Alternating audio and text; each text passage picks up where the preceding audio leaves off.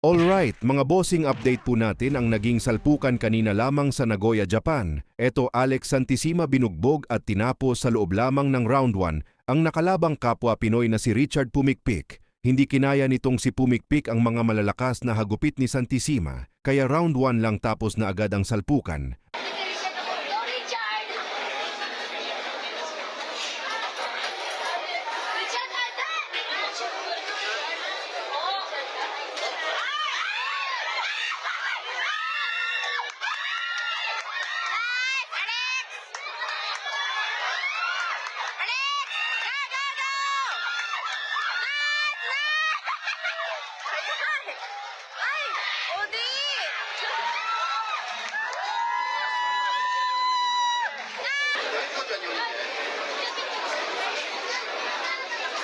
May bagong kartada ngayon si Santissima na 13 wins 7 KOs, may 2 talo, habang sumadsad naman ang kartada ni Pumikpik sa 23 wins 7 KOs, may 16 ng talo. Samantala main event dyan si Pete Apolinar, nakalaban niya ang Japanes na si Ryusei Ishii, kung saan 2 beses pinabagsak ni Apolinar ang hapon sa loob ng round 3, talagang gumapang itong hapon sa kamao ng ating kababayan, mga boss.